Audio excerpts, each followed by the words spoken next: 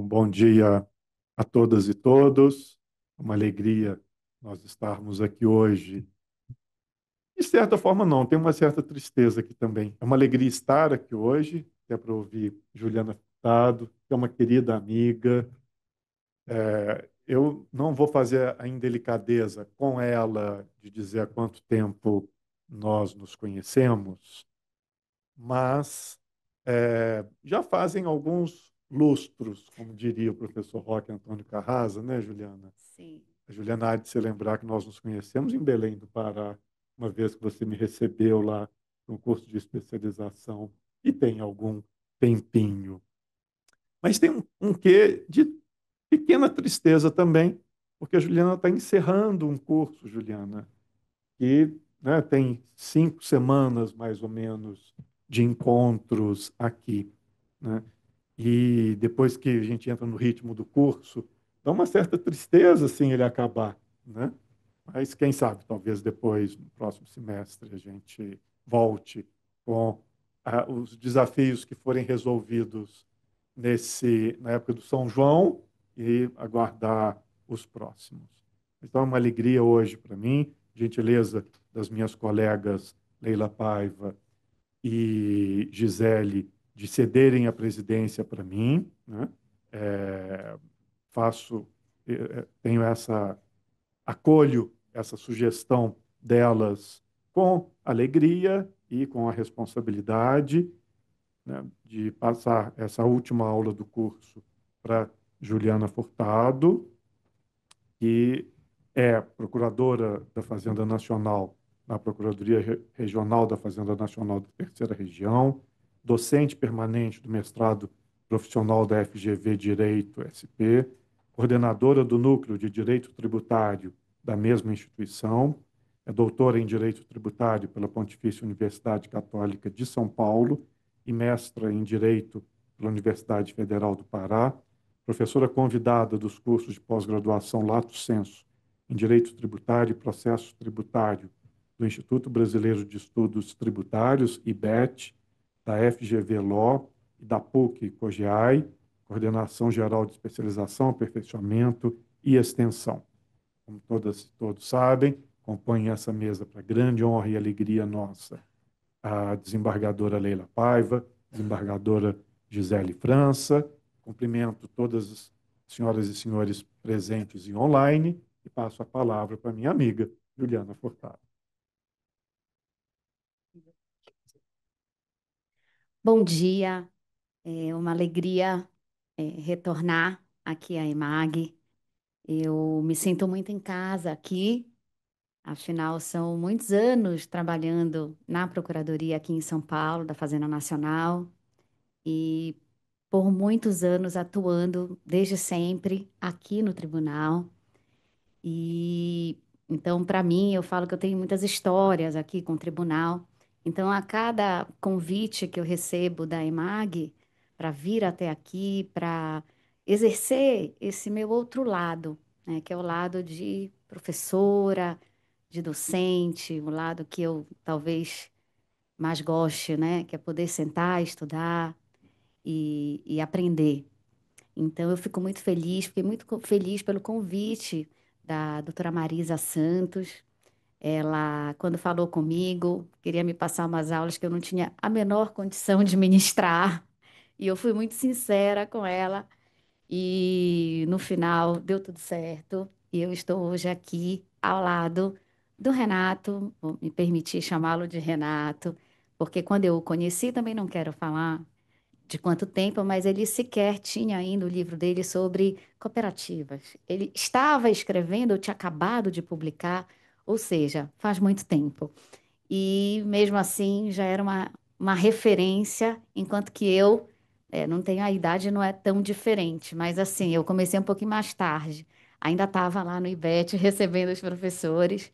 E então, minha admiração é enorme, Renato, e especialmente para falar de um tema que o Dr. Renato Becho é uma grande referência, né? Então, eu vejo que não houve uma preocupação, e vamos confirmar isso, com as repercussões da reforma tributária no contencioso judicial, e talvez eu tenha uma explicação para isso, mas é agora que a gente vai entrar, né, Renato? Enquanto estudiosos desse tema, do processo tributário, é a hora que nós temos que parar e pensar em soluções, e o Renato tem feito isso diuturnamente. Eu já vi várias palestras dele, ele poderia perfeitamente estar aqui no meu lugar. Então, vai ser muito bom que a gente possa debater nessa mesa. Queria agradecer muitíssimo a desembargadora Gisele, a desembargadora Leila Paiva, meu carinho enorme pela doutora Leila, que minha amiga Leila. Gisele, um prazer estar com você hoje aqui. Conheço muito das decisões, da atuação tão elogiada aqui no tribunal e por estar à frente de um curso como esse, né? Um curso que fica gravado e que certamente se torna um material de estudo muito importante, porque todos nós vamos ter que nos reinventar. Então, nós estamos aqui nesse ano de 2025, meio que o que aconteceu? Qual a revolução que aconteceu? Então, a gente, primeiramente, negou um pouco, né, Renato? Ai, será que vai, que não vai, vai dar certo, não vai? Mas agora é o que temos. Então, dentro daquilo do que temos, precisamos trabalhar e tirar o melhor. E eu, como professora, eu sou otimista. E eu acho que, em conjunto, a gente pode fazer isso, né? Então, eu vou dividir a aula, cumprimento, claro, todos que estão em casa, nos assistindo. Sei que é uma audiência enorme. Às vezes vocês estão aí achando que a gente não está pensando em vocês, mas como estamos tão acostumados, né, Renata, a dar aula híbrida, na GV é assim. Eu estou aqui olhando para o público que está aqui. Muito obrigada por estarem aqui e também com muita atenção em vocês que estão em casa. Bom, eu vou focar a minha apresentação em três pontos. Primeiro, é um tema super amplo, né? O que foi me dado. Então, assim, para eu falar em uma hora, talvez seja até um super desafio. Mas eu vou tentar, focando em três aspectos. Primeiro, vamos falar um pouco do comitê gestor. O que é isso, né? Então, quer dizer, uma figura completamente nova que a gente vai ter que precisar e vai ter que entender como ele funciona, porque ele vai ter reflexos no contencioso administrativo e judicial. Depois a gente passa para o contencioso administrativo para que vocês entendam como ele se organizou dentro dessa estrutura de BS-CBS, ou está se organizando, porque nós ainda temos um PL que está em franco processo de debate, tá? Para a criação efetiva do comitê gestor. E o contencioso judicial, que eu acho que vai ser a cereja do bolo aqui, quando todos nós aqui da mesa vamos poder colocar nossas preocupações. Porque solução não temos, né, Renato? Mas temos sim ideias e talvez temos que aprofundar essas ideias. Bom, só para vocês se situarem, sei que esse já é a última aula do curso, mas rapidamente, sobre o nosso tema. Nós temos no direito posto a emenda constitucional 132, que introduziu o artigo 156-B na Constituição Federal. Esse dispositivo trata especificamente de comitê gestor, ou seja, dessa figura que nós vamos estudar aqui hoje. A Lei Complementar 214, que traz alguns pontos, tá, sobre comitê gestor, em especial a harmonização que deve existir entre estados, municípios e União Federal, em se tratando que agora nós substituímos, né, três tributos que a dinâmica era uma para dois tributos que são gêmeos. Então, agora a gente tem uma tributação em consumo muito mais simplificada com IBS e CBS. Mas se a gente não tiver cooperação entre quem administra, quem cobra, quem fiscaliza, nós vamos chegar em lugar nenhum. Então, a Lei Complementar 214, que instituiu o IBS e a CBS teve essa preocupação de trazer alguns dispositivos já tratando sobre essa harmonização. E o que está em tramitação? Semana passada nós tivemos audiência pública sobre o tema no Congresso Nacional, então fiquem bem atentos, porque tudo que nós vamos falar aqui hoje de comitê gestor ainda é possível que mude, tá? Por quê? Porque o PLP 108, ele está sendo discutido e ele institui o comitê gestor, ele dispõe sobre o processo administrativo de lançamento do IBS e a distribuição do produto da arrecadação. Bom, vou focar aqui nos principais pontos para que vocês possam entender. Em primeiro lugar, por que se criou um comitê gestor? Simplesmente porque nós mudamos a nossa forma de olhar a Federação Brasileira. A partir dessa revolução tributária, não dava para a gente continuar pensando em feudos de estados, feudos de municípios, feudos da União Federal. Simplesmente agora nós temos dois tributos que incidem sobre o consumo. Legislação única, ou seja, precisa ter cooperação, precisa ter simplicidade. Ah, tem quem acha ainda hoje que isso é inconstitucional, porque isso fere o princípio do federalismo, a competência de estados e municípios. E sim, mas, infelizmente, é o que temos. Gostando ou não gostando, nós já temos que nos absorver dentro da gente a ideia de que a opção do legislador foi por um IVA dual, tá? A ideia inicial teria sido fantástica se nós tivéssemos um tributo só, mas, óbvio, não é a vontade que a gente quer. Nós somos representados no Poder Legislativo e o Poder Legislativo é quem dá a última palavra no momento em que ele vai aprovar os projetos de lei. Tivemos uma modificação muito grande? Tivemos, mas essa foi a forma encontrada para que a reforma tributária passasse. Bom, é boa? É ruim?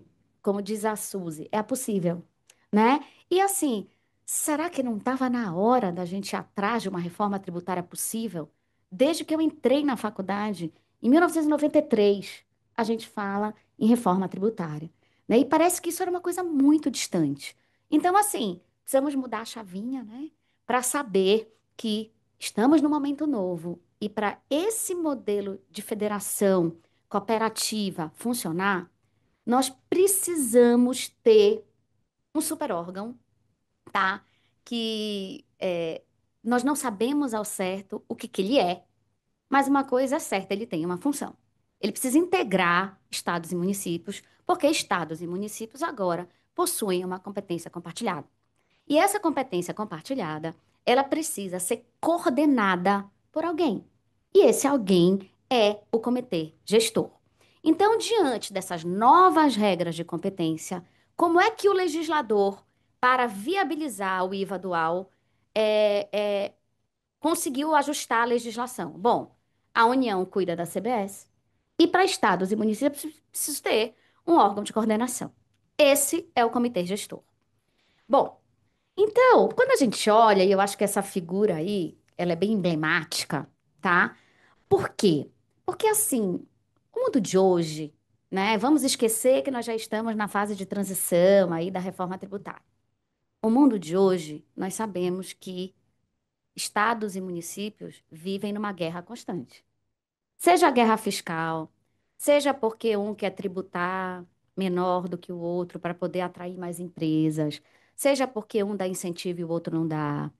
Ou seja, não é uma tarefa fácil você juntar 5.000 e tantos municípios e mais os 26 estados e o Distrito Federal, que todos falem a mesma língua e todos se interajam ali para um mesmo propósito. Que propósito é esse? Simplificar a legislação tributária, fazer com que seja mais eficiente a arrecadação. Esse é o objetivo. Só que vejam que quando a gente pensa no comitê de gestor, é para pensar nessa confusão mesmo. Por quê? Nós vamos ter ali representantes de estados, representantes de município, em alguns momentos representantes da União Federal, cujo objetivo vai ser o quê? Dentro de um ambiente de debate, de conversa, de cooperação, conseguir estabelecer normas ali, tá? Que vão viabilizar esse sistema que foi pensado pelo legislador. E qual é esse sistema? Tributo único, IBS. Como é que eu faço com a receita? Vai ter que ser dividida. Como? Seguindo as regras que forem estabelecidas na legislação e que vão ser acomodadas pelo comitê gestor. Fora isso, a gente precisa que haja diálogo. Sem diálogo, a reforma tributária não vai para frente. Então, a gente até brinca que existem é, dois eixos assim na reforma tributária que, se não funcionarem, esquece todo o esforço que foi feito. Primeiro é o comitê gestor. Se ele não conseguir transformar aqui, ó, todo mundo de bracinho levantado e tal, em algo cooperativo, vai ser uma briga eterna. Então, ou seja, a guerra fiscal que a gente tinha no ICMS, nós vamos ter dentro do comitê gestor, porque vai ter uma quebra de base, ninguém vai querer perder. Ou seja, é como diz o Paulo Conrado, né? Ele diz assim: é muito lindo a gente olhar na Constituição a cooperação. Ah, é um princípio, cooperação. Mas eu tenho que trazer a cooperação para o mundo real, aqui. Mudar o chip da nossa cabeça, né? Para saber que é uma coisa completamente nova. Se nós não cooperarmos, se estados e municípios não entenderem que não dá mais para brigar, e sim agora eles vão ter que repartir competência, eles vão ter que repartir receita, eles vão ter que ter uma atuação na hora de fiscalizarem, na hora de autuar, que seja coordenada, não vai. Essa nova sistemática que vai trazer muitos benefícios a estados e municípios não vai funcionar. Bom, o comitê gestor, portanto, é o órgão que vai viabilizar a chamada não cumulatividade ampla, que é o grande ponto da reforma, né? Então, eu digo assim, eu sei que tem muitos, e Renato acompanha muito isso nos eventos que a gente participa, tem muitos advogados que discutem se essa não cumulatividade vai ser ampla mesmo, né? Eu quero crer, Renato, que ela vai ser ampla. Então, aquele monte de discussão que a gente tem hoje, ah, tal insumo entra, não entra, tal crédito pode ou não pode, domicílio, eu vou discutir se eu vou pagar o ISS para aquele município ou para aquele outro, como é que fica? Isso tudo está resolvido com a reforma tributária. Então, tem muitos ganhos, ainda mais a gente pensando nessa base ampla de incidência. Então, assim, dá para pensar na reforma tributária como uma coisa péssima, ruim? Claro que não. Vai trazer muita coisa boa. Mas, para isso, os mecanismos que foram criados precisam avançar. Precisam, a gente precisa ter esse princípio da cooperação dentro de cada um de nós para que a coisa ande, né? Isso funciona para os três pilares da minha apresentação hoje: comitê gestor, contencioso administrativo e contencioso judicial. Pois bem, ah, pois bem, aí vocês vão me dizer, né? Tá bom. Então, você mostrou aí todo mundo brigando dentro do comitê gestor. A minha ideia não é briga ali. Eles estão conversando porque a gente precisa trocar para chegar a um consenso, né? E esse comitê gestor, ele vai ser, como vai ser a representatividade dentro do comitê gestor? Aqui é muito mais para que vocês tenham esse material, entendam como é que ele funciona, né? Então, é assim, nós vamos ter 27 representantes de estados e do Distrito Federal, né? Aqui fica fácil. Um de cada estado, um do DF, indicado pelo chefe do executivo, que será os secretários de Fazenda, ok? E, inclusive, já está instalado. Em maio de 2025, nós tivemos a instalação do comitê gestor com os representantes dos estados. Aí começa a nossa primeira briga. E os municípios? Como é que eu vou colocar 5.600 e tararás representantes de município? Não. Nós vamos precisar fazer uma eleição. A partir dessa eleição, nós vamos ter critérios que estão estabelecidos, tá? Já na Constituição Federal. 14 representantes por voto de todos os municípios, ou seja, igualitário, paritário, o voto do município mais rico do Brasil e do mais pobre vai ter a mesma força, tá? Agora, 13 representantes pelo voto do critério populacional. Eu acho muito importante que haja essa distinção, porque realmente os municípios que têm uma população maior, em regra, são aqueles que têm uma receita maior também, e, portanto, foi a opção do legislador. Como é que isso vai ser feito? Uma eleição. E o que está acontecendo? Está tendo uma disputa entre os dois órgãos de representação dos municípios que precisam organizar esta eleição, que é a Frente Nacional dos Prefeitos e a Confederação Nacional dos Municípios. Então, o que está acontecendo, né? Eles não conseguem chegar ao modelo da eleição. Então, tinha um prazo para esse comitê gestor ser instalado, porque nós estamos em 2025. 2026 começa. E num primeiro momento, a União Federal vai, vamos dizer assim, emprestar dinheiro para o comitê gestor, para que ele funcione. Ano que vem a gente já tem uma alíquota de CBS, né, para a gente ir testando como é que vai ser. E se eu não tiver comitê gestor, eu não posso começar e ver quais os problemas e tudo. Só que os prefeitos ainda não conseguiram, judicializaram, ou seja, a gente tem decisão mandando suspender o processo eleitoral.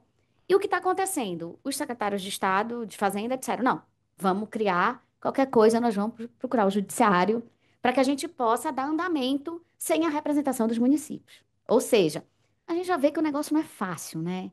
Mas assim, quem disse que ia ser fácil? Né? Mas assim, aí eu peço para vocês pensarem.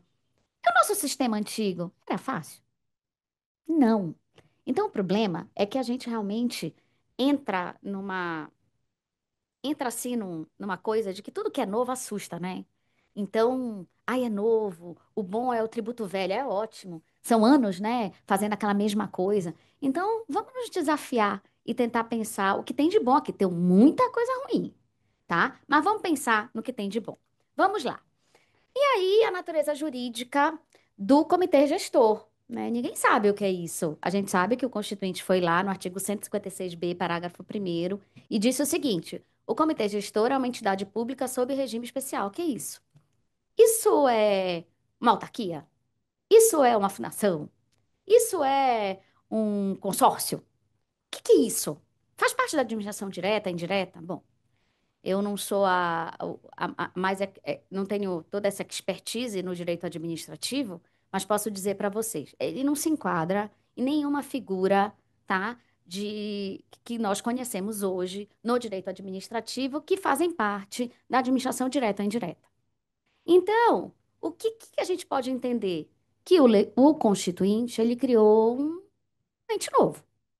É um ente novo que nós precisamos, para entender o tamanho dele, saber qual é o nível da sua autonomia e o nível da sua independência. Isso é fundamental. Então, quando nós vamos lá e identificamos, né, esse nível de autonomia, realmente o Constituinte ele foi cuidadoso em trazer para essa nova figura do direito administrativo todas essas autonomias aqui, técnica, administrativa, financeira, orçamentária, senão o ente não se mantém. E aí a gente não pode falar que ele faz parte da administração pública, mesmo que como uma nova figura. Bom, e onde a gente encontra essa independência, né? Por isso que falam muito que o comitê gestor, ele é um superpoder, né? Ele é um suprapoder. Por quê? Porque a independência dele foi potencializada. Isso é fato, tá? Então, assim, é um órgão que tem um orçamento enorme, tá? Por quê? Porque ele vai ser abastecido, tá, com um percentual da arrecadação do IBS. Veja, imaginem quanto não será a arrecadação do IBS, né? Ele contempla tudo que municípios e estados arrecadavam de ICMS e ISS. Eu não preciso dizer mais nada, né? Mas, além disso, né, dele ser mantido, então financeiramente ele tem autonomia, né? Quanto que ele vai custar, ninguém sabe. A gente sabe que ele vai ter que aplicar muito dinheiro para custear pessoal e também para a tecnologia. Porque se o split payment, que vocês já tiveram aula aqui, não funcionar, aí que a gente vai ter mais problemas. Então, assim, essa integração hoje com a inteligência artificial, com todos esses mecanismos à nossa disposição, custa, é cara. E isso vai precisar ser a- o que está na mesa do dia do comitê gestor. Então, sem dúvida nenhuma, essa autonomia financeira está garantida com esse percentual. Não sabemos ainda o percentual. Se fala em muitos percentuais, mas a gente ainda está sendo discutido ainda qual será esse percentual, né, que vai ser investido principalmente para o funcionamento, em especial nessas duas despesas que eu acabei de colocar. É, como é que vai ser a aprovação do orçamento? É feito pelo próprio comitê gestor. Teve uma briga muito grande aí, porque a gente sabe, orçamento, eu sempre tenho a participação do Poder Legislativo, mas como é que eu vou ter a participação do Poder Legislativo com tantos municípios, com tantos estados, né? É complexo. E aí criaram aqui uma figura de aprovação tácita do orçamento. Então, é feito orçamento, apresenta para estados e municípios, os estados e municípios vão olhar, se em 30 dias não falarem nada, está aprovado tacitamente. E se não se conformarem com aquilo, não está bom. É um problema, porque não vai ser assim. Ah, o Estado de São Paulo não quer. Não. Vai ter que sempre ter 50% mais um. Então, 50% mais um dentro daqueles percentuais ali de município. Ou seja, a chance de um orçamento do comitê gestor ser negado é muito pequena. Porque você vai precisar de muita gente junto para conseguir dizer que aquele orçamento não é bom. Isso é bom e ruim, porque quem for fazer, né, tem que também ter essa ideia de que se for muito mal feito, vai ser derrubado, porque não vai atender a ninguém. Agora, se for bem feito, talvez a gente nunca chegue nesse percentual dos 50%. Temos também a independência administrativa, isso é muito importante. Por quê? Quem vai trabalhar no comitê gestor? É um órgão, gente, é uma entidade. Bom, além dos auditores fiscais e procuradores dos estados e municípios que vão ser alocados dentro do comitê gestor, nós também vamos ter empregados públicos. Vai ter concurso público, mas eles vão ser regidos pela CLT. Por quê? Eu tenho uma atividade administrativa ali que precisa ser realizada. E aí vem a pergunta, né? Olhem como é difícil acomodar tudo. Um auditor de um município X, ele pode ganhar um valor. E do município Y pode ganhar outro. Se ele vai trabalhar no comitê gestor, tem que ganhar igual. E aí eu fico imaginando a briga que não vai ser para auditor, procurador, né? O procurador de um município, obviamente que ganha menos do que um procurador do estado de São Paulo. E a briga que não vai ser para quem vai trabalhar neste comitê gestor. E o comitê gestor vai ter que pagar. Vai ter essa despesa, né? Porque procuradorias,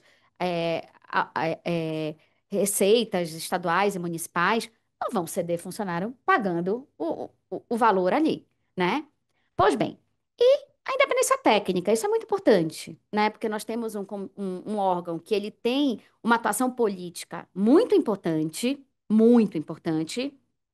e mas a gente precisa que quem trabalhe ali traga as soluções baseadas no estudo, no direito, nas normas, né? Como todo órgão que se preze, você tem ali uma representação política que é necessária, mas você precisa ter aquele corpo de técnicos que efetivamente mostram o melhor caminho, e aí fica por conta da opção política a qual seguir, né?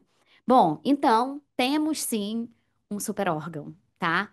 Com muito dinheiro, orçamento grande e muito desejado. Precisamos ficar de olho nisso.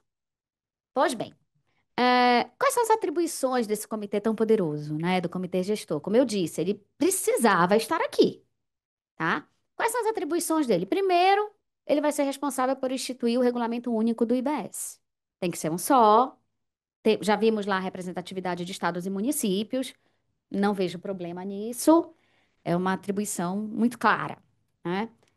Onde que está o maior problema? Eu acredito que seja nessas atribuições 2 e 4, que aqui eu esqueci do 4.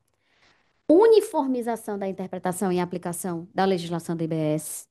Vocês imaginem que estados e municípios têm uma natureza litigiosa, conflituosa.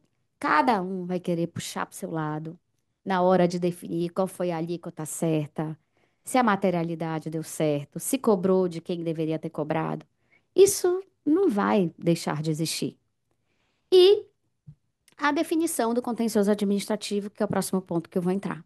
Antes disso, e aí talvez eu acho que é a função mais fácil, Renato, que vai ser arrecadar e efetuar as compensações e distribuição do produto da arrecadação, por incrível que pareça, porque isso vai ser tudo eletrônico. Então, o dinheiro vai entrar, a gente já vai ter o split payment, ou seja, já vai ter ali o valor do tributo, o próprio estado, o próprio comitê já vai ver de quem é, já vai ter o percentual de cada estado, de cada município, vai me dar o dinheiro. A questão vai ser quando estados e municípios não concordarem com essa divisão. Mas aí é outra história, eu imagino que não se vai fazer uma divisão que não agrade a todos, até para evitar esse litígio, porque isso vai ser péssimo. Aí vai demorar mais a entrar o dinheiro, ou seja, é uma questão de sobrevivência, né? Você precisa saber da onde vem aquele teu dinheiro que é responsável para garantir as despesas públicas. Pois bem, então vamos entrar aqui agora na questão do contencioso administrativo. Pois bem, uma das funções, então, do comitê gestor é contencioso administrativo. Bom, hoje, o que que a gente sabe? Como é que funciona? Cada estado, cada município tem o seu tribunal administrativo, quando tem, porque é um município muito pequeno, nem tem, tá?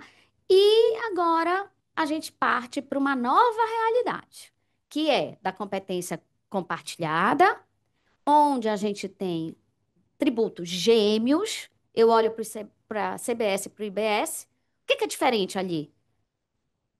O critério pessoal, porque o sujeito ativo vai ser diferente, e o critério quantitativo, que diz respeito o quê? A alíquota, que vai ser diferente. O resto é tudo igual.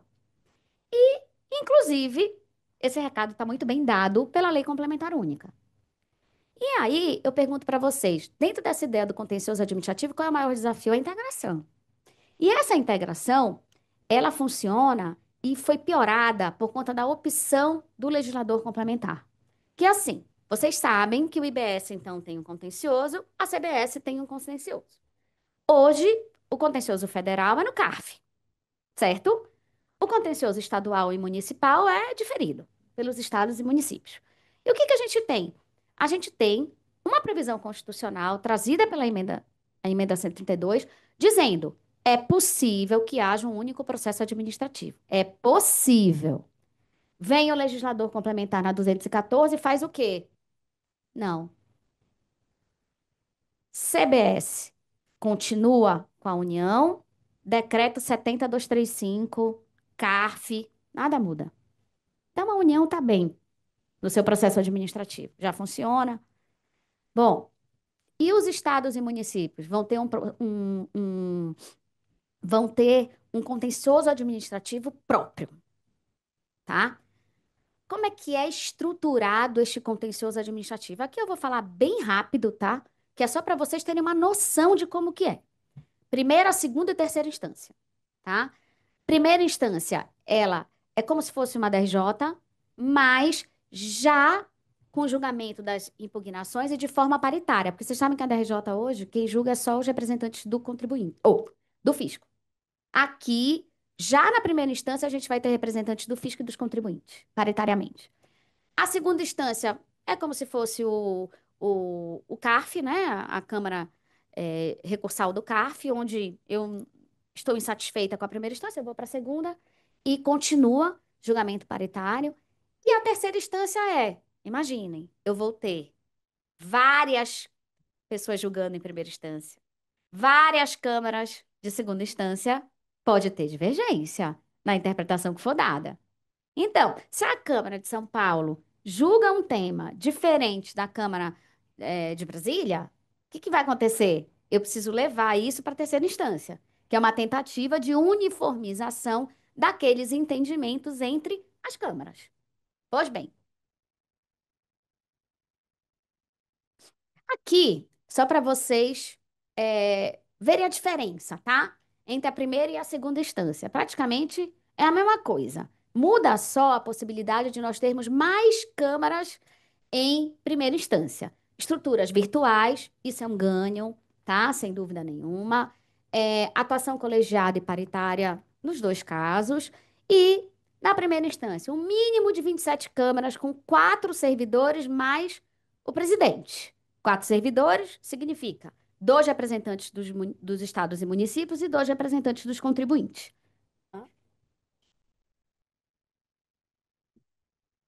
Sim, sim, sim.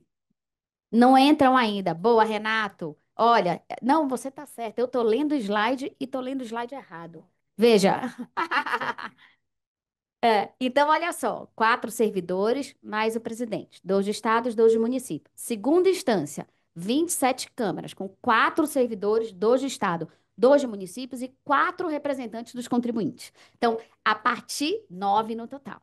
Veja, Renata, e aí você diz isso no seu texto, né? Que Renato tem escrito coisas muito boas sobre esse tema, que quando eu ponho aqui mínimo de 27 câmaras, é porque, por exemplo, um estado pode decidir que naquele estado uma câmara é muito pouco. Então eu posso ter 2, 3 câmaras para julgar os processos. Olhem quantos julgadores nós vamos ter neste contencioso administrativo. Muitos. Se for fazer a conta, e eu já vi assim, ó, pode chegar a 400 e na segunda instância 800. É muita gente. Aí vocês perguntam, o que que tem no CARF hoje? São, acho que 200 julgadores. Então, assim, são muitos julgadores. Aí depende muito da referência, né? Se eu for olhar como era no passado, é claro que eu tenho muito mais jogador do que eu vou ter. É um ganho. Mas eu vou ter muito jogador ainda, né? Então, talvez isso é uma coisa que a gente possa pensar em reduzir um pouco, né? Essa estrutura, porque isso vai custar muito caro. E será que é isso que nós queremos? E assim, quem vem ocupar esses cargos aí? Né? Será que são pessoas qualificadas? Eu sei que tem muitos auditores, muitos procuradores, muito qualificados, mas será que não precisa ter um cuidado maior, né, para essa representação aí? Então, isso é uma crítica que fica. Então, tem o lado positivo, mas tem um lado negativo. Bom, e a Câmara Superior, né? É aí onde todo mundo vai ter que conversar, né? Todo mundo vai ter que conversar. Porque as câmaras é natural que eu possa ter decisões conflitantes, natural, né? Aí vai ter um recurso de uniformização para essa Câmara Superior, né? Com 4 representantes da Receita Federal. Aí vocês vão me perguntar, mas por que que a Receita está aqui? Agora que ela apareceu, né?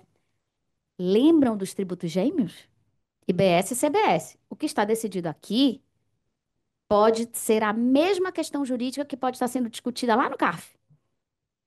Então, a Receita Federal precisa vir para cá para dizer como é que anda as coisas em relação àquele tema, em relação à CBS. 4 representantes de estados e municípios e 8 representantes dos contribuintes, né? E, além disso, um presidente. Bom, aqui já teve muita briga, porque tanta gente da Receita Federal, que é o mesmo número de estados e municípios juntos. Ou seja, realmente é confuso, tanto que para chegar nisso aqui, eu imagino que não foi nada fácil, né? Porque era muita confusão, chegaram nesse modelo. Esse modelo é bom? Eu acho que esse modelo, ele tem um lado muito bom, porque ele tem pontos positivos. Eu não tenho nem dúvida nenhuma dúvida, tá? Mas eu vou primeiro falar dos pontos positivos, depois eu entro aqui no meu próximo slide. Não tem dúvida nenhuma que ele tem pontos positivos, uma lei só, um contencioso administrativo só, mas ele tem pontos negativos, minha gente, porque assim, imaginem, esse contribuinte, ele pode ter andado por 3 instâncias e aquela instância pode decidir uma coisa que é contrária ao que foi decidido no CARF do mesmo tema em relação à CBS. Isso vai sobrar para quem? Eu vou olhar aqui para os ilustres desembargadores que se preparem, porque isso vai sobrar para o judiciário. Se a gente não tiver essa harmonização entre o que for decidido no contencioso administrativo federal e o que for decidido no contencioso administrativo do comitê gestor, eu espero que a gente não chegue a esse ponto. Se não, judicialização na certa. Bom, Juliana, mas tem que ter um jeito, né? A gente já viu, então, que estados e municípios estão juntos aí para decidir o contencioso, mas isso só não basta, né? Dentro do comitê gestor, nós precisamos ter essa integração do IBS com a CBS. Veja que não é fácil, porque a gente pensa que resolveu o problema trazendo estados e municípios com composição paritária e tal, e tal, e tal, mas eu tenho o gêmeo, né? Não posso esquecer dele, imagina. Você trata um diferente do outro, você tem um problemaço, né? Então, veja, imagine quem tem gêmeos em casa, vá tratar diferente, né? É um problema. Então, é o mesmo problema aqui. E aí, o que, que foi feito depois de muita discussão? Foi criado para ter essa integração do IBS com a CBS, tá? nos artigos 318 a 323 da Lei Complementar 214, dois órgãos, vamos chamar assim, dentro do comitê gestor, que é o Comitê de Harmonização das Administrações Tributárias, tá? Só participa fiscal, só participa a administração tributária, quatro representantes da Receita Federal, quatro representantes das administrações tributárias de estados e municípios, que estão ali indicados, são indicados pelo comitê gestor. É, tudo que eles decidirem vincula somente as administrações tributárias, tá? E o papel deles é o quê? Uniformizar a regulamentação e a interpretação da legislação relativa ao IBS e ao CBS em relações às matérias comuns. IBS e CBS têm matérias comuns, né? Então, eles precisam, em relação àquilo, veja que é uma competência muito mais administrativa, tá? E, ao mesmo tempo, eles precisam uniformizar obrigações acessórias, procedimentos comuns, ou seja, coisas relacionadas ao IBS e à CBS que precisam conversar e precisam ser feitas da mesma forma. Senão, a gente vai ter problema. Além disso, nós temos o quê? O Fórum de Harmonização Jurídica das Procuradorias. Vocês vão perguntar, dois órgãos para resolver? Não teve consenso. Fiscais, auditores fiscais e procuradores não conseguiram criar um órgão só com a participação de todo mundo. Então, dois órgãos. E o Fórum de Harmonização das Procuradorias? Bom, também trabalha separado. Ele pode funcionar como um consultivo das administrações tributárias, né? Mas ele vai ter quatro representantes da PGFN. Veja, a mesma ideia da paridade, já que eu estou tratando aqui de CBS e IBS. Ausência de participação dos contribuintes, no e no outro, isso já está causando um rebuliço, né? É um órgão consultivo do Comitê de Harmonização. As resoluções que vêm deles vinculam apenas as procuradorias. Então, veja, eu posso ter algo decidido nesse fórum diferente do que foi decidido neste comitê. Ou seja, dentro do próprio comitê gestor. Aí vocês falam, Juliana, e quando que vai unificar tudo e que eu sei que aquilo vai servir para toda a administração tributária e todas as procuradorias, enfim. Se houver um ato conjunto. Então, eles precisam sentar, conversar, fazer um ato conjunto. Esse ato conjunto, ele vale para todo mundo. Tem uma vinculação para todos. Mas antes disso, nós temos atos que vão vincular só o Comitê onde está a Administração Tributária e atos que vão vincular só o Fórum de Harmonização Jurídica das Procuradorias. Aqui, eu não falei para vocês que o Comitê dos Auditores, no caso da Administração Tributária, é uma coisa bem mais ligada à fiscalização, a lançamento, a essas regras. Aqui, o das procuradorias é muito mais ligado à definição de tese jurídica. Porque, veja, eles têm a competência para analisar relevantes e disseminadas controvérsias jurídicas relativas ao IBS e à CBS. Então, isso é bem interessante, mas assim, é qualquer controvérsia? Não. Está engessado, tá? Quem vai poder instaurar essa controvérsia do IBS e da CBS nesse fórum de harmonização das procuradorias? O presidente do comitê gestor, o ministro da Fazenda e as entidades representativas de categorias econômicas, que são aqueles que elegem, né, os próprios participantes do comitê gestor. Bom, e essa decisão aqui é vinculante às procuradorias. Para vincular todo mundo, precisa do quê? Do ato conjunto. Então, gente, eu vou aqui falar dos pontos positivos e negativos e abrir um pouquinho para a doutora Leila, para a gente depois voltar na parte do judicial. Mas só para dizer assim, eu já pude falar isso para vocês. É o seguinte, tem ponto positivo? Tem. Então, você já sabe. Contencioso administrativo do CBS é um, contencioso administrativo do IBS é outro. Qual é o ponto positivo? Eu vou ter uma lei só. Isso era uma coisa que se brigava muito por isso, né, Renato? Porque cada estado, cada município tinha um rito e tal. O rito é único. Então, isso é um ponto importante. Bom, uma coisa importante: a vinculação das decisões dos tribunais superiores nos termos do CPC, coisa que hoje a gente não tem. A gente tem na União, mas nós não temos em estados e municípios. Tudo bem que eu discordo, porque essa vinculação é só com trânsito em julgado. E eu acho que era necessária uma vinculação antes do trânsito em julgado, mas isso é uma coisa que a gente tem discussões no modelo atual. Você imagina trazer isso para cá. Então, já de ser prevista essa vinculação, eu acho que já é um super ganho. E os pontos negativos, né? Primeiro, o ideal era um único contencioso. Veja, eu posso ter a mesma questão sendo discutida no contencioso do IBS e no contencioso da CBS, que podem ter temporalidades diferentes. O CARF pode andar mais rápido do que o comitê gestor e vice-versa.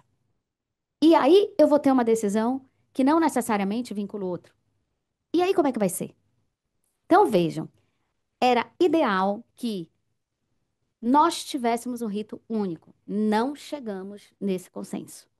Bom, uma coisa que eu achei muito ruim é no PLP que está em votação ainda, então a gente não sabe se isso aqui vai se manter, tá? É, o contencioso administrativo do IBS não vai poder analisar a legalidade. Isso é péssimo. A gente sabe que analisar constitucionalidade não pode, né? Mas legalidade, acho que precisa ter esse poder, porque muitas vezes precisa afastar já administrativamente, para não esperar que o poder judiciário se manifeste sobre aquela norma flagrantemente ilegal, né? Bom, as multas do CBS e do IBS são muito diversas. Então, quer dizer, você tem tributos gêmeos com multas diferentes. Vocês acham que vai parar onde essa discussão? No judiciário. A estrutura do órgão de julgamento achei muito grande. Acho que poderia ser menor, né? Decisões conflitantes, vimos aqui em vários momentos da minha fala. Temporalidade das decisões, já falei. E assim, uma coisa que me chama muita atenção: análise de provas e de fraudes. Isso aí pode ser muito distinto. Então, por exemplo, eu posso ter uma empresa que teve uma atuação de BS e CBS que ela está discutindo no CARF e está discutindo aqui no comitê gestor. E aí analisam lá as provas, não, não teve fraude aqui. E aí o comitê gestor fala, não, tem fraude. E aí? Tem fraude ou não tem fraude? Isso tem reflexo aonde? Nas multas, né? Até em representação para fins penais. Ou seja, como que eu vou resolver isso? Mais uma vez, vão jogar batata quente no Poder Judiciário, que vai ter que analisar tudo e dizer, tem ou não tem fraude aqui, e, portanto, segue essa linha ou segue outra linha. Então, eu vou passar agora a palavra para a doutora Leila, e em seguida a gente retoma aqui no contencioso judicial. Bom, Muito obrigada. obrigada, professora Juliana. É uma alegria estar aqui, é uma alegria estar aqui do lado dos dois colegas coordenadores deste curso. E a doutora Juliana é sempre uma pessoa que traz essa luz com leveza, né? Na verdade, eu queria, assim, fazer duas colocações só. Uma é de caráter geral, porque hoje é o último dia do curso, e algum desavisado que possa estar chegando no Brasil, os amigos do professor Beth, os amigos ingleses chegaram e a gente está falando de um curso de reforma tributária e nós estamos debatendo reforma tributária. E alguém poderia dizer, bom, então se nós estamos falando de reforma tributária, toda a legislação tributária foi jogada no lixo, o nosso CTN não vale mais nada, todo o resto não vale mais nada. Não, né? Então, vejam, tudo isso que a professora Juliana está falando é um pedacinho só. Lembrem disso, né? Nós temos todo o resto. O nosso CTN está rígido, não mudou, tá? Não é porque alguém está falando na Lei Complementar 132, fala assim, ah, então agora mudou o CTN, é essa lei complementar. Não, é uma reforma direcionada para os tributos indiretos para resolver aquela mixórdia que a gente tinha, né, de tributos indiretos da União, dos estados, dos municípios, de certa forma, e isso juntou de uma forma assim para dar transparência, segurança, né? O custo do sistema, né, que é gigante, então isso diminuiu. Nós temos uma lei complementar 132 que ela não é um novo CTN de forma alguma e ela cria dois tributos novos por lei complementar, que é uma exceção, né? Porque a gente viu que na Constituição, até agora, né, a gente tem lei complementar para criar empréstimo compulsório, o grandes fortunas e exatamente a competência residual que nunca foram exercidos, né? Praticamente a gente não tem isso. Então, é esse o universo. Se a gente pensar em universo de direito tributário no Brasil, eu tenho Todo o resto, um CARF lá trabalhando muito, né? O imposto de renda aí, que vamos, né, continuar, os municípios, os estados, esse é, né? Pode parecer assim, nossa, mas agora, assim, porque a gente passou a reforma tributária inteira, o curso inteiro falando de reforma tributária, mas ela está focada para dois tributos novos, né, que revolucionam, né? Eu comparo isso ao quando aconteceu a lei do juizado, a 10.259, né, que a gente estava lá em 2001, em julho, e veio uma lei nova de juizado para instalar em 2002. Aí falou assim, bom, mas o que é isso? Vai revolucionar tudo? Não, é mais um. E a gente vai dar a característica que quiser, vai ser um rito novo, coloca outra capinha na vara, no processo, ou não, é algo novo. Então, isso aqui é algo novo e o resto continua, tá? Então, pensem que é maior do que a gente pode imaginar, porque tudo isso que a doutora Juliana colocou é dentro do outro universo. E aí me vem a preocupação, né? Essa harmonização, que é assim, não tem cara de harmonização. Como a doutora Juliana já colocou, os pontos negativos são assim, preocupantes, porque eles já deveriam, me parece, ter sido resolvidos, né? Era a fase de resolver a harmonização passou e não foi resolvida, né? Ela veio para colocar uma linha, né, tanto de transparência como de harmonia, propriamente dito, falando, e a gente tem uma interpretação dos fiscais e uma interpretação das procuradorias. Quando isso não funcionar, vai chegar no Poder Judiciário. E quando chegar no Poder Judiciário, nós vamos ter que ter tudo que o professor Berge falou ontem. Nós vamos ter que ter aí, pensar um judiciário de uma cara diferente, vamos dizer assim, para ficar bem no genérico. E aí me preocupa, né, a questão de trazer essa discussão para o judiciário. Eu queria ouvir a professora Juliana, né, que vai falar um pouco do contencioso judicial, e aí para pegar já o gancho, nós vamos decidir do zero, né? Nós vamos partir do que eles já decidiram, evidentemente, né? Nós podemos questionar, né? As procuradorias têm o trabalho de defender, e é importante isso, partir da lei do jeito que está, para defender o que já foi colocado como lei e trazer um pouco do que o CARF já nos apontou, né? Ontem, o colega do professor, né, o doutor Guilherme, fez uma palestra interessante também, uma intervenção interessante, né? Por conta de que o CARF está premido de fazer qualquer intervenção que seja na legalidade, né? Ele não pode questionar isso a ponto de perder o, o, o mandato de conselheiro, né? Então, eles vão ficar neste patamar de análise e não vão poder mais, não vão poder seguir adiante como já é de costume. Isso vai continuar, porque vai ficar com o CARF, né? Será que no comitê gestor também será assim? Parece que sim, né? Não podem ingressar em nenhuma discussão maior. E a hora que vier o judiciário e colocar uma diferença, como é que isso vai atuar no CARF e no comitê gestor, né? É lógico que a gente sabe, não, cumpra a decisão, a gente sabe que é assim.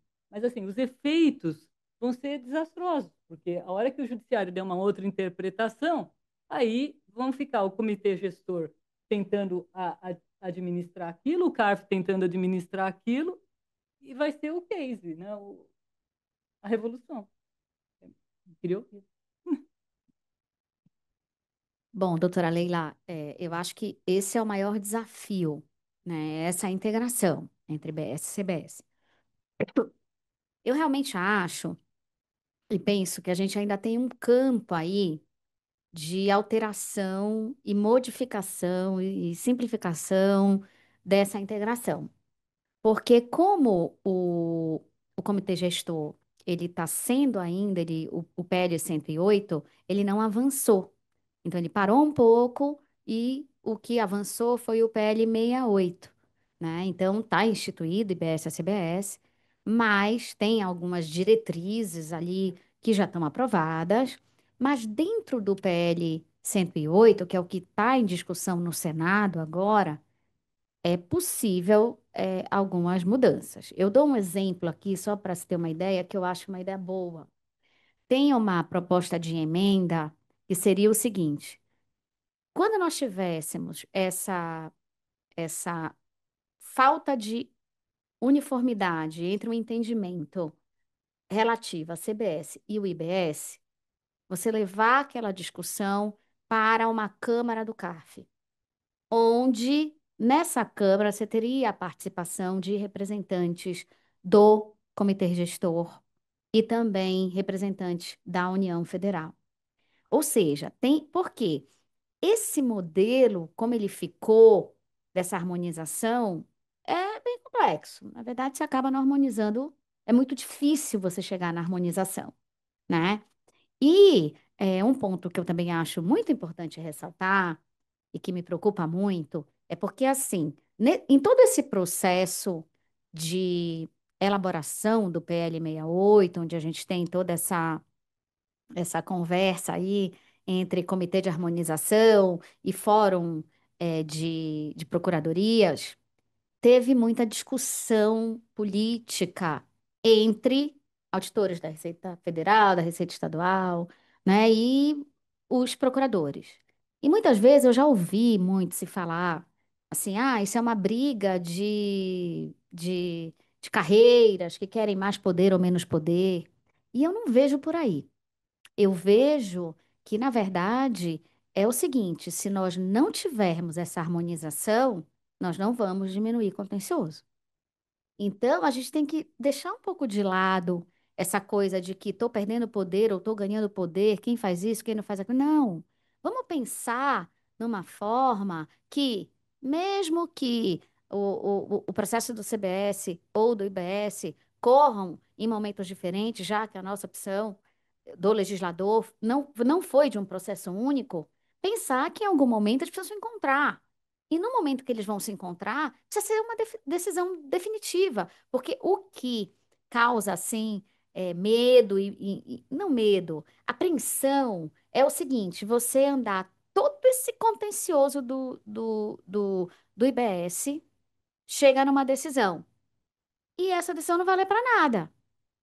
Porque se ela tiver contrária a uma decisão da CBS, pode ser que isso tudo, né? Então a gente precisava ter uma forma de harmonizar com mais responsabilidade, né, as decisões que vão surgir entre o IBS e a CBS. E ainda nessa linha, doutora Juliana, a gente vai enfrentar, vai considerar que o contribuinte passou por essas agruras até chegar numa decisão final do IBS. Se arrasta para uma outra harmonização em sede federal perante o CARF. Se ele não gostar de nada disso, se ele for contrário, a gente vai começar a inaugurar uma fase judicial. Então, quantos anos? Porque a gente calcula nos Nos anos. anos, é. Quantos anos isso? Né? Eu gostaria, aqui, se puder, fazer duas colocações. Uma é a ausência de participação do contribuinte, nesses órgãos, que pode efetivamente ser a alegação de nulidade de tudo isso, porque eles não tiveram acesso, não integraram esses julgamentos. Então, essa é uma questão, eu gostaria de ouvir a professora Juliana.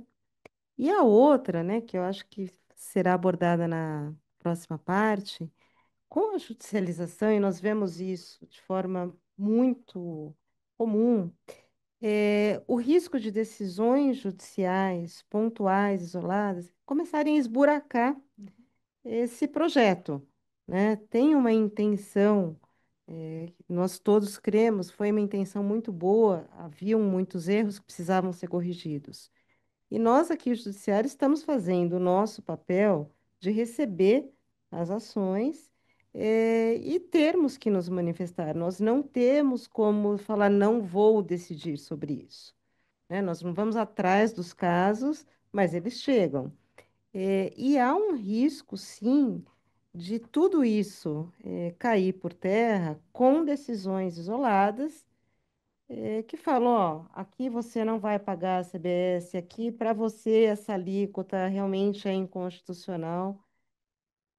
Então, é muito complicado também para o judiciário, que não pode se furtar de decidir, né? Então, o desafio é muito grande.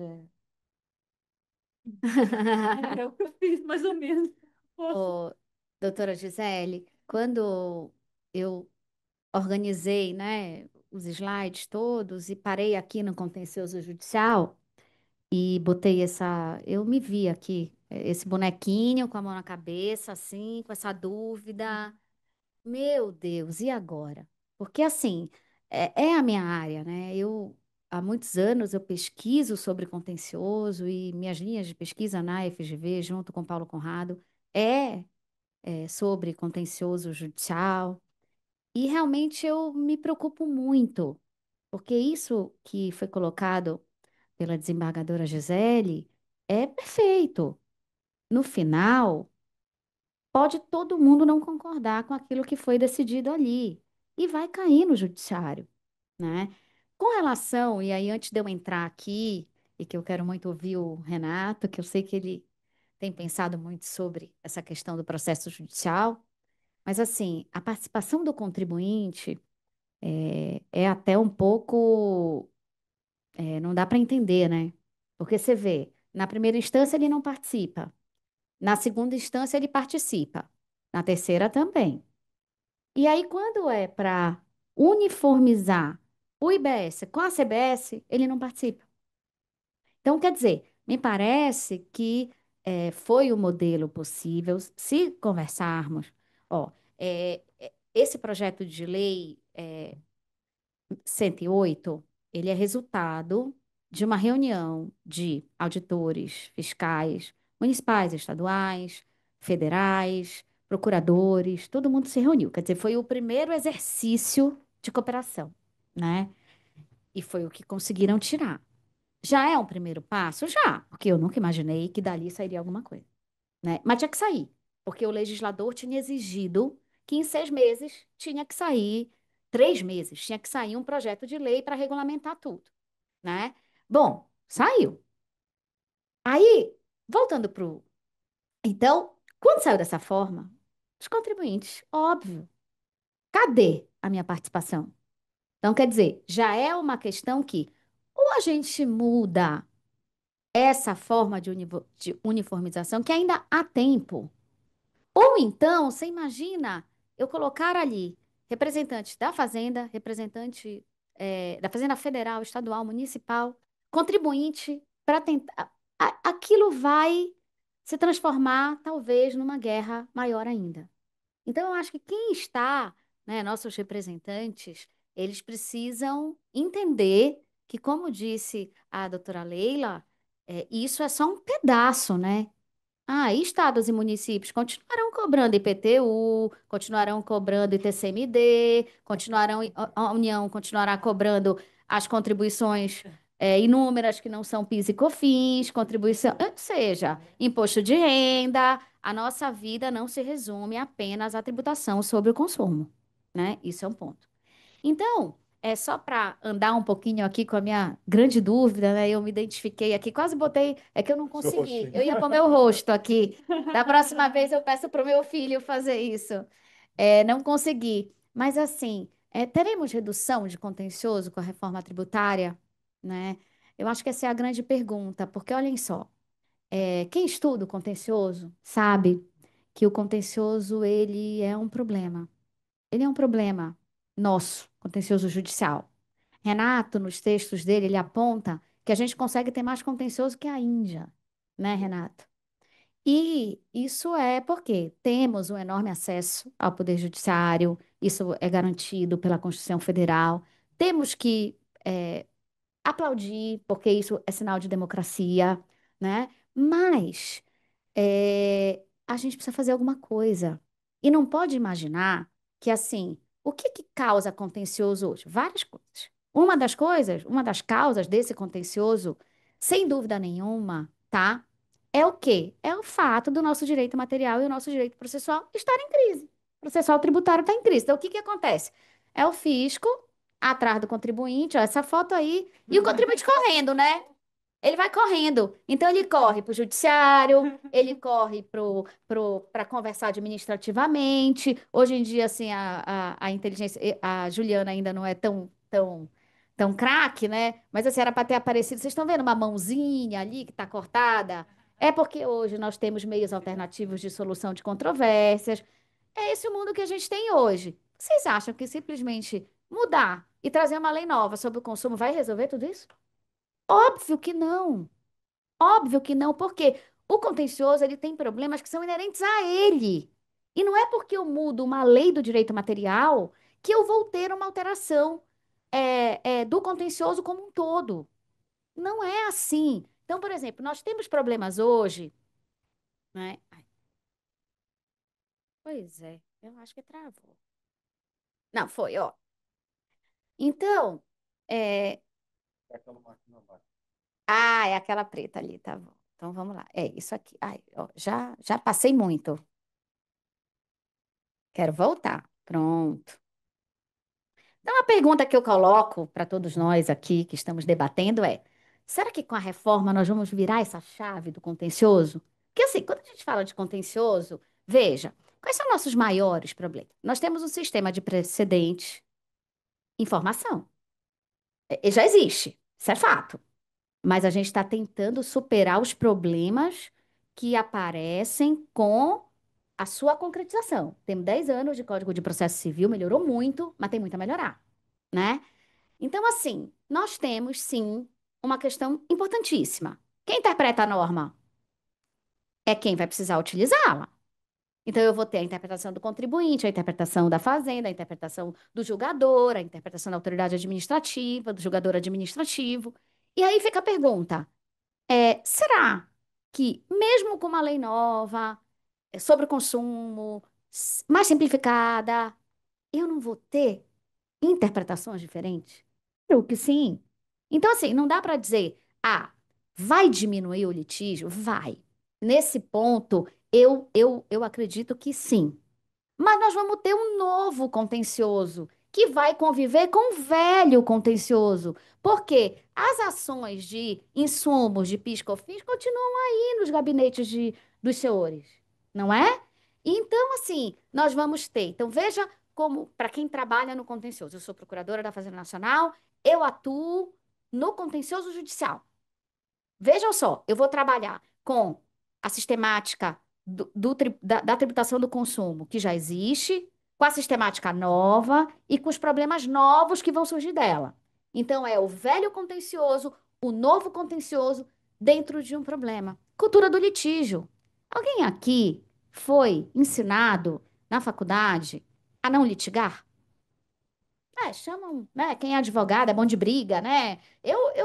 Nossa, o que falam isso? Tem muitos amigos que não são da área do direito e eles falam assim: essa baixinha é boa de briga, é advogada, né? Eu falo: olha, mal vocês sabem que hoje eu sou uma voz para se resolver os problemas de forma consensual, né? Então, assim, é uma revolução também. Então, nós temos, já temos, só para vocês terem conhecimento, tá? Duas ADIs sobre a reforma. Tá? Eu botei os números aqui, a 7755 e a 7779, depois vocês dão uma olhada. Sobre alíquota, um produto que é do agronegócio e que será que ele faz bem ou mal para a saúde? Esse tipo de coisa. Entra ou não entra no regime diferenciado? Já temos. Então, o que é que eu imagino, né? Que nós vamos ter uma redução do contencioso por quais razões? A base tributária vai mudar, então ela vai ser ampla, isso é bom, né? E não tão estratificada como a gente tem hoje, em relação ao consumo, tá? Tudo isso que eu tô falando aqui é do consumo. A gente vai parar com essa discussão sobre o direito de crédito, o que é muito bom, se seguirmos a ideia da acreditação, se funcionar toda a ideia da ampla é, dedução de tudo pelos contribuintes. A tributação no destino resolve muita coisa, tá? E muita discussão judicial que a gente tem hoje deixa de existir. A alíquota única é um passo também importante, tá? E nós vamos ter diminuição de execução fiscal. Vamos. E aí, até ontem, eu lia um artigo que o professor Scaff, que deu aula aqui para vocês, escreveu no Conjur, dizendo assim, seguinte: vamos diminuir a execução fiscal, ótimo, mas vamos aumentar as ações anti-exacionais. Fato. Por quê? Como é que vai funcionar esse split payment? É tranquilo, né? Você vai lá, você paga, aí assim, você pagou 100, mas ali pelo split, o próprio comitê gestor já vai dizer 30 é da União, 20 é dos estados, 50 é o que efetivamente fica para quem vendeu aquilo ali. Então, quer dizer, execução fiscal, quem está dentro do sistema do split payment, dificilmente eu vou ter uma execução fiscal. Agora, eu vou começar a dizer assim, mas você fez o split errado, né? Você descontou mais do que deveria. E aí, como eu não vou ter execução fiscal, mas eu vou ter o quê? O reverso, né? Ah, o split foi assim, foi descontado de mim tanto, mas não era para ser tudo isso. Então, eu vou entrar com uma ação de repetição do indébito. Então, assim, realmente você pode trocar o contencioso de um lado para o outro, né? Por isso que o split precisa funcionar e o comitê gestor precisa estar muito atento, que se houver um erro, ele precisa corrigir. Bom, quando nós ouvimos as palestras, né, Renato, é dito que esses erros que vão acontecer, todo mundo erra, né, apesar de ser um sistema todo eletrônico, mas ele tem pessoas que alimentam e que ensinam as regras ali, né, será resolvido muito rapidamente. Então, em questão de horas, vai ser devolvido o valor para quem pagou a mais, para quem pagou a menos, enfim. Bom, então assim, teremos redução de contencioso? Teremos. Mas teremos um novo contencioso. E aqui, eu até me remeto, quem tiver interesse em ouvir, o Congresso do Contencioso, que eu e Paulo Conrado organizamos na FGV, tem uma palestra muito interessante da professora Maria Rita Ferragutti, onde ela traz muito mais possíveis controvérsias e que está disponível no canal do YouTube da FGV, tá? Segundo dia, primeira palestra. Podem ouvir que vocês não vão se arrepender. Podem ouvir também a do meu amigo Renato, que estava lá no mesmo dia e que falou muito bem também sobre a reforma do processo, né, Renato? Então, vamos lá. Vamos ter controvérsias sobre o split? Sem dúvida nenhuma. Crédito acumulado. Vai dizer que eu tenho mais crédito do que estão dizendo que eu tenho, né? Créditos de bens de uso e consumo, o exemplo mais comum que vocês veem em qualquer palestra, o quadro, né? Esse já até ficou, né? Ficou como exemplo básico, assim. O quadro, para mim, na minha casa, o quadro é uso e consumo. Lá no hotel, será que é uso e consumo? Lá, enfim, você vai ter discussão do que entra como crédito de bens de uso e consumo. E a integração e interpretação entre o CBS e o IBS. Isso que nós já vimos, eu só coloquei aqui, né, para termos essas possíveis controvérsias, que não são as únicas, tá? E aí, para terminar, o que a gente tem, né, em termos legislativos? Bom, a emenda 132 foi muito. Ela não falou, SCAF até, né? Ele é meu supervisor no meu pós-doutorado agora, e ele diz assim: o processo judicial é o esqueceram de mim, né? Ninguém falou nada. Eu disse para vocês que eu ia trazer talvez uma explicação para isso. Vocês não imaginam a dificuldade que foi para se chegar a esses PLs 68 e 108. Eu acho que se colocasse ali, Renato, Leila, mais um problema do judicial não conseguia nada. E assim, eu sou funcionária pública desde que eu me entendo por gente, né? Eu entrei na faculdade e virei funcionária pública. Sou funcionária pública desde 95. E, assim, a gente sabe como funciona. As coisas, muitas vezes, elas precisam passar por experiências, projetos pilotos, para a gente ver se funciona, se não funciona. E eu acredito muito nisso, que não foi por acaso, não esqueceram do processo judicial. Simplesmente, se ele fosse trazido para aquele ambiente, talvez saísse pior do que. Sabe, quando você quer uma coisa e ela sai pior do que aquilo que você deseja? Então, talvez nós estejamos numa ótima hora para pensar nesse processo judicial, porque primeiro a gente precisa saber como é que vai funcionar essa sistemática. Nós não sabemos, né, doutora Gisele? Não sabemos. Então, assim, tem tudo para dar certo, as regras vão se casando e tal. Mas, assim, vamos ter anos de transição para a gente ver como funciona. Então, assim, eu não sou tão pessimista a ponto de dizer assim, vai dar tudo errado. Não. Muita coisa vai dar certo. E o que a gente precisa é realmente, assim, avançar agora, e já que já temos a reforma, Já temos aí, vamos pensar no processo judicial? É esse convite que eu faço a todos que estão nos assistindo. Vamos pensar o que vai ser melhor, porque o que for melhor em relação ao contencioso judicial é bom para o julgador, é bom para os poderes executivo, é bom para as administrações tributárias, é bom para todo mundo e é bom para o contribuinte, né? Então, o que foi trazido, né? Unicamente a competência do STJ para admitir conflitos entre os entes acerca do IBS e da CBS, né? Isso é um problema. Você pega e fala, onde tiver dúvida, quem vai resolver é o STJ. Isso resolve o problema? Claro que não. Até porque, até chegar no STJ, a gente tem um largo caminho, né? Bom, o STJ até divulgou recentemente, sob a coordenação da ministra Regina, um estudo sobre o aumento do contencioso. É um estudo que realmente prevê um aumento 3 vezes maior. Eu não sei se efetivamente a gente vai ter em todas as situações esse aumento 3 vezes maior, mas nós vamos ter um aumento, isso é fato, né? E precisamos estar atentos a isso.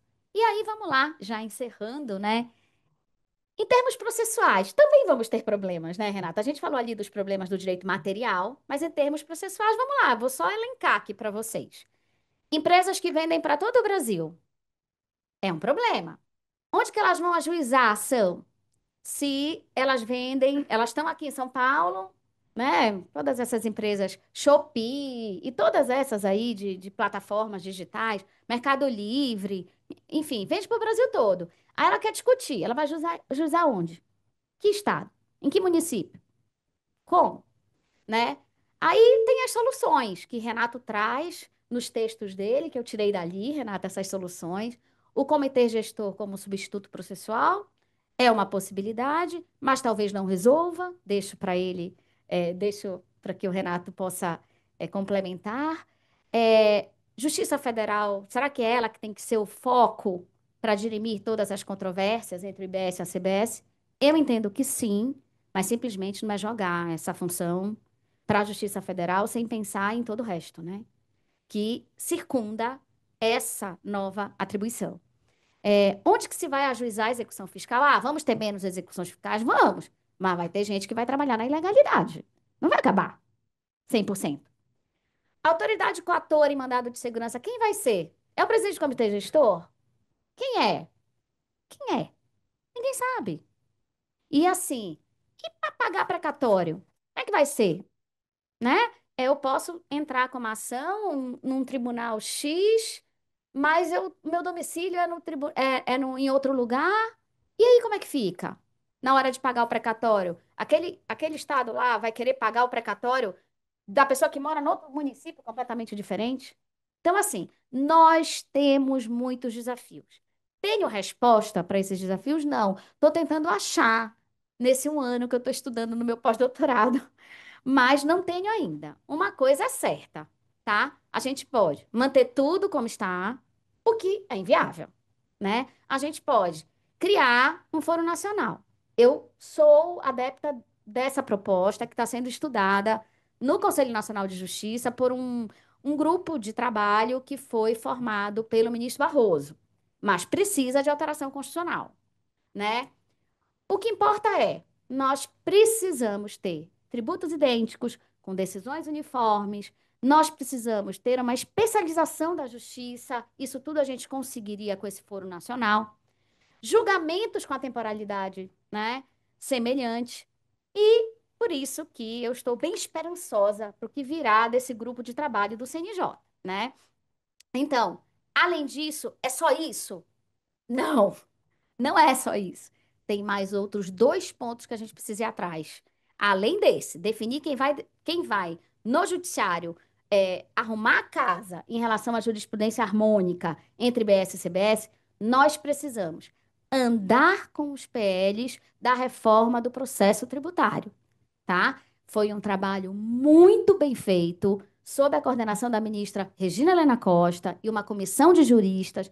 Nós temos N avanços em relação ao processo administrativo e judicial tributário.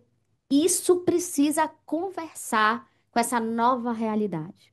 Não dá para a gente não andar com esses projetos, né? Tem coisa muito boa ali que numa outra oportunidade podemos falar. E, por fim, temos que avançar na justiça multiportas. E precisamos pensar como isso vai acontecer. Porque, veja, hoje, cada estado tem sua lei de transação, cada município tem sua lei, se tem. E a União tem o modelo dela. A gente precisa uniformizar isso. Precisa ser um modelo só. Afinal de contas, nós vamos dividir receita, né?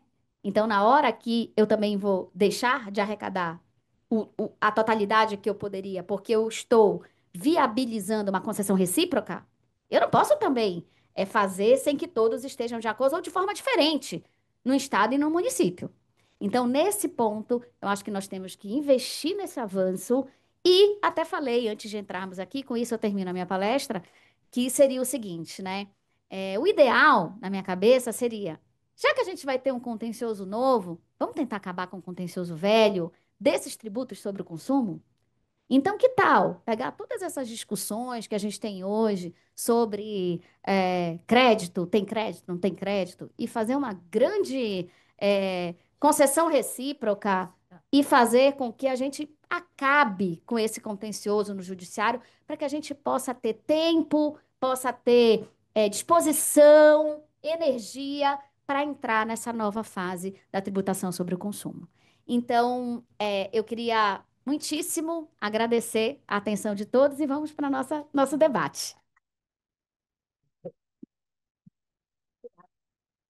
Eu quero parabenizar a professora Juliana pela palestra brilhante, nos trouxe luzes, né, sobre essa situação que já vem sendo exposta por todos os palestrantes, mas hoje nós tivemos essa visão especificamente, né, de como será o nosso contencioso, tanto administrativo quanto tributário.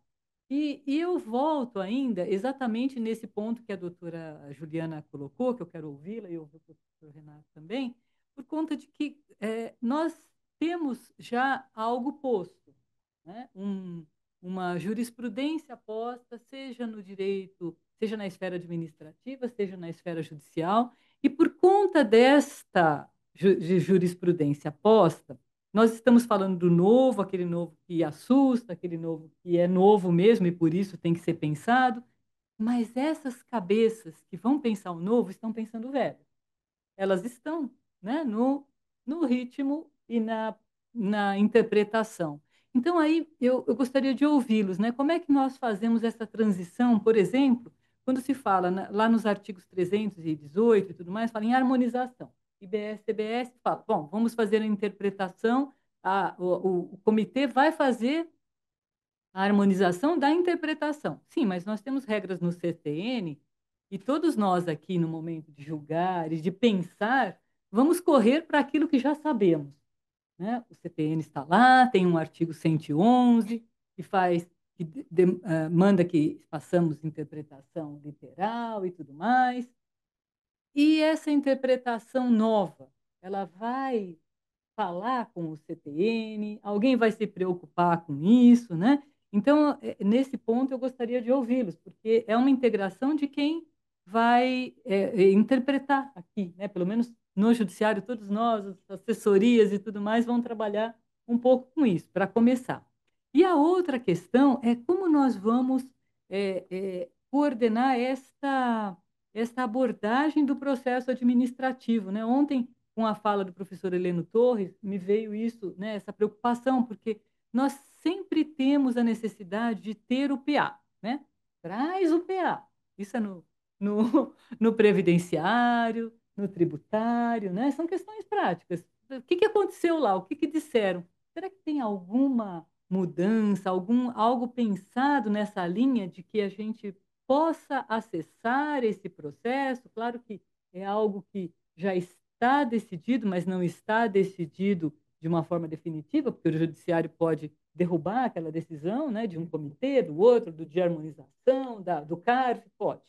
Mas seria importante, eu acho que como uma questão de buscarmos baratear o sistema, né? Porque para os advogados é muito caro, contribuinte é muito caro, na verdade, e nós temos aí fases que se repetem, se repetem, se repetem. Então, hoje ainda não temos xerox com papel, mas mesmo assim, digitalização, vai buscar, pediu, não veio, aí Eu lembro das discussões, eu pedia para trazer o processo administrativo, aí a autoridade, se era mandado de segurança, não trazia, aí falava com a procuradoria, não, mas a procuradoria dizia, não, mas é a autoridade que tem que fazer, ou fale direto com ele, ou eu insisto, e alguns procuradores acabam fazendo isso, falam assim, não, deixa que eu vou lá e falo com ele. Então, isso também não está tão, né?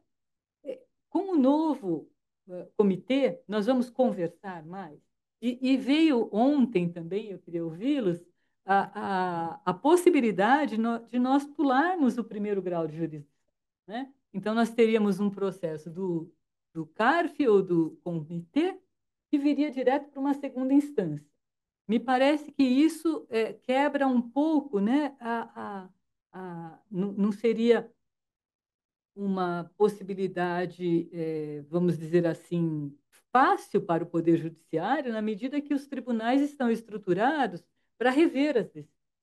Né? O processamento ele está no primeiro grau. A nossa secretaria, né, nós estávamos lá outro dia, então a gente tem uma secretaria que processa, dá impulso, e quando vem para o gabinete, para o julgamento. O tribunal não, ele só tem julgamento. A secretaria ela é composta por 5 gabinetes, muitas vezes, e ela tem essa estrutura mínima de juntar um documento, uma procuração. O impulso é lá. Né? Então, ele viria pronto para o tribunal. Eu não sei em que medida isso poderia quebrar, inclusive, a estrutura do próprio Poder Judiciário. Eu posso só fazer um Pois, complemento, muito rapidinho. Queria saber também se nessa reforma barra revolução, eh, virou-se aí o barco para a administração e foi dada muita ênfase ao processo administrativo na esfera tributária. Que nós vimos que lá pelas tantas isso foi feito no previdenciário, por exemplo, e o Supremo falou: não, a partir desse momento é exigido prévio requerimento administrativo. Se tem ação judicial em tramitação em que não houve, suspende para que o segurado vá lá pedir na administrativa. Essa virada de obrigatoriedade do processo administrativo na esfera tributária também foi implementada com a reforma? É só essa.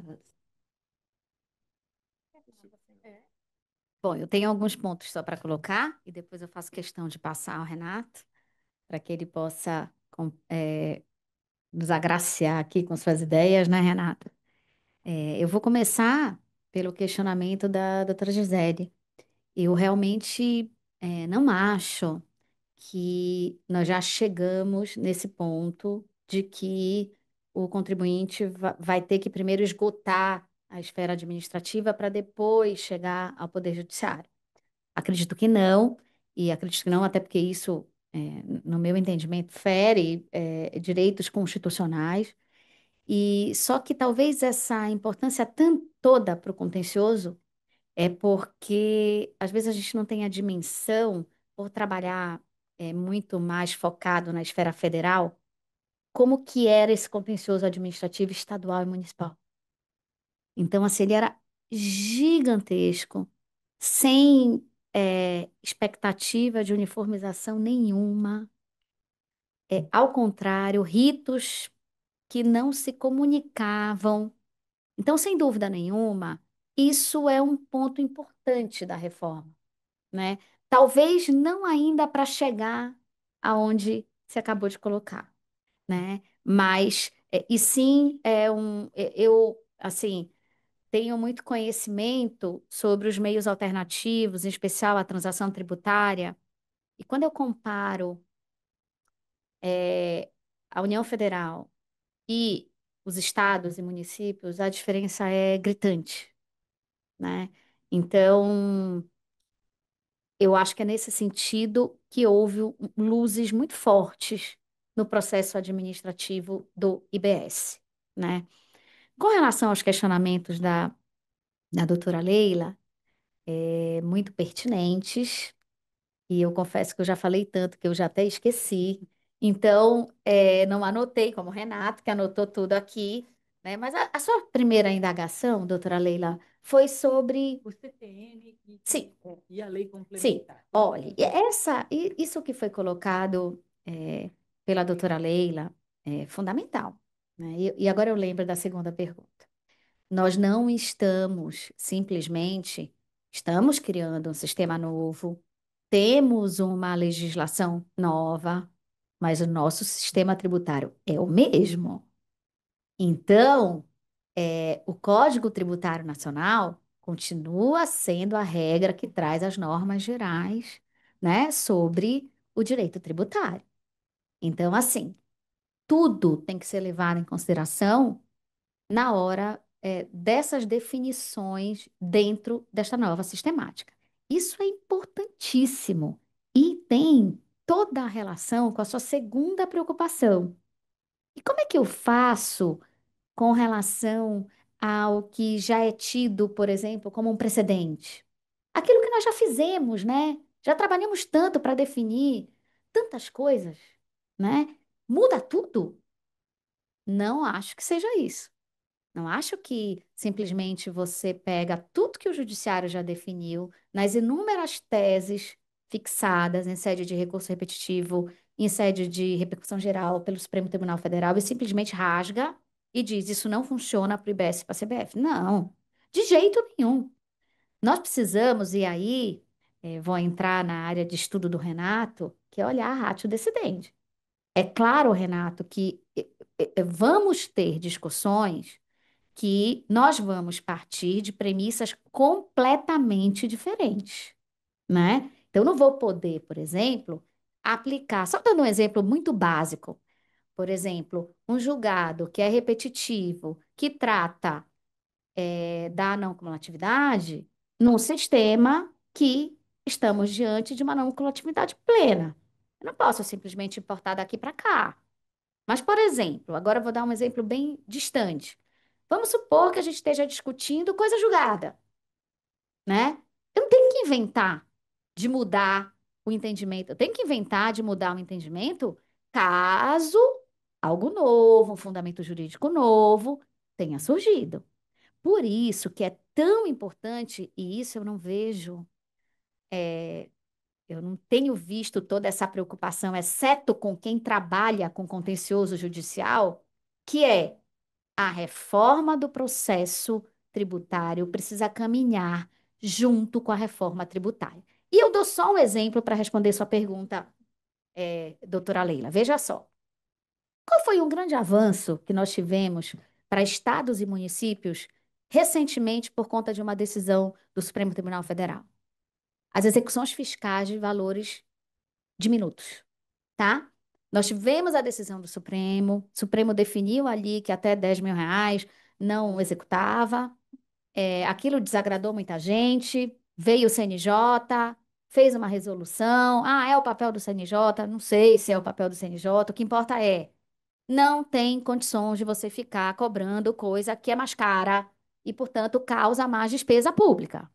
Ok, vejam, isso é uma coisa que, se a gente não atualizar o CTN, se nós não atualizarmos a lei de execução fiscal, nós corremos o risco do comitê gestor, ao decidir, mandar para a execução qualquer valor. Então, vejam como é uma coisa que já está feita e que eu não posso simplesmente, porque qual é a ratio decidendi desta decisão? Não muda porque o tributo é IPTU, porque o tributo é IBS, porque o tributo é imposto de renda. Não importa o que eu estou cobrando. Então, eu acho que a gente precisa ter eh, ter muita clareza no momento de achar que é uma revolução, como disse a doutora Gisele, como disse a doutora Leila, é uma revolução, muda tudo. Bom, eu me sinto até imprestável, né? Porque tudo que eu fiz não serve mais? Pelo amor de Deus, não. Então, nós precisamos, como aplicadores do direito, saber fazer isso, porque eu já vi muitas palestras, já vi, de questões já pacificadas por decisão do Supremo Tribunal Federal e que estão sendo trazidas de volta por conta da mudança da tributação. Exemplo, aquela questão de não tributação, alíquota zero e tal, que a gente sabe. Demoramos anos para o Supremo Tribunal Federal trazer um norte, né? Ó, o norte está ali. Eu preciso olhar aquele norte e ver onde ele se encaixa dentro do novo modelo de BSCB. Não com atividade plena. Não com atividade plena. Se eu não paguei, eu, eu vou, eu vou ter o quê de crédito?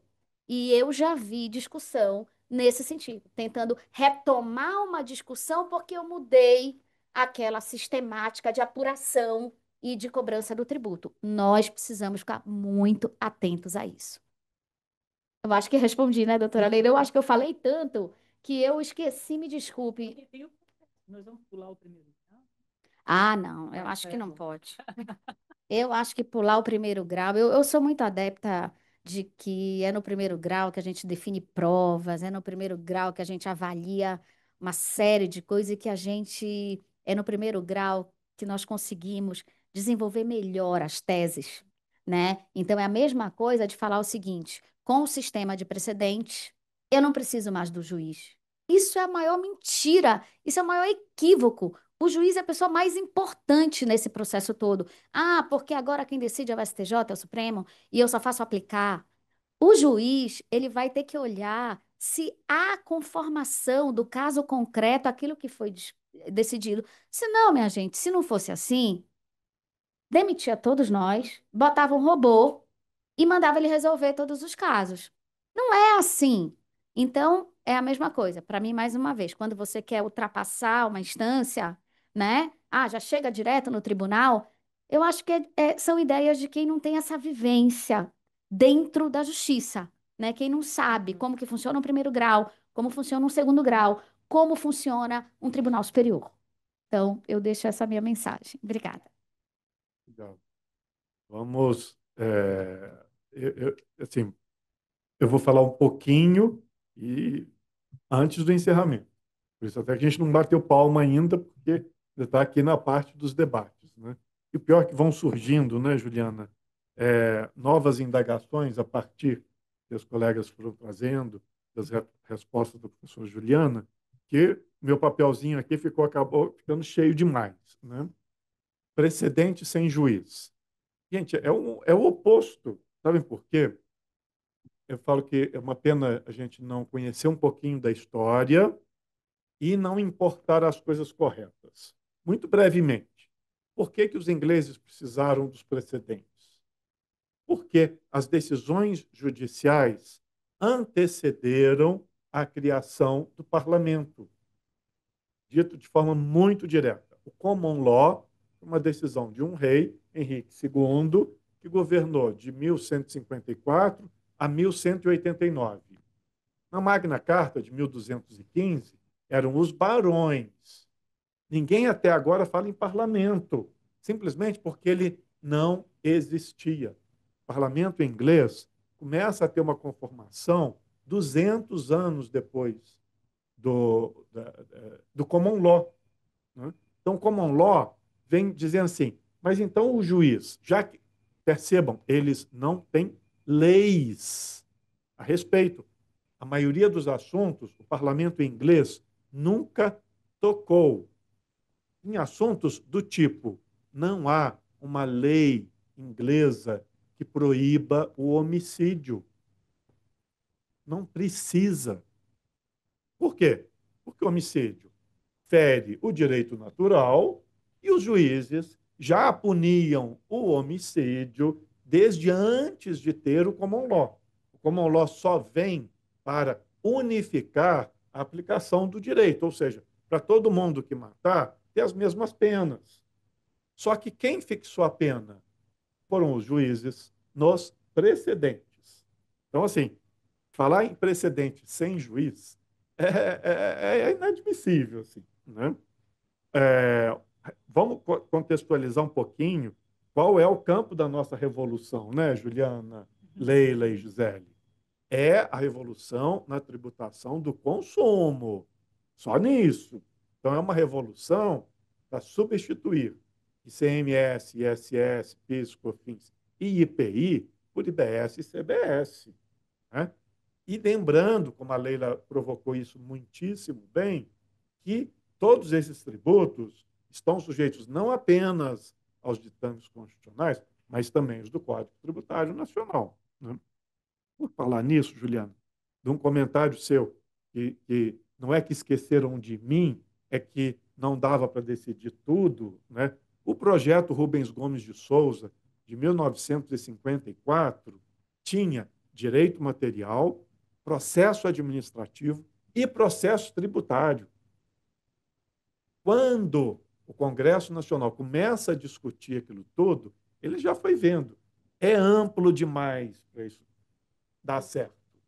Então, para facilitar, isso desde a metade do século passado, há 75 anos, que eles falaram, vamos cortar essa parte processual aqui, senão a gente não consegue chegar em lugar nenhum. Né? Já de críticas, falando uns minutinhos, assim, desde o início da sua apresentação, Juliana, né?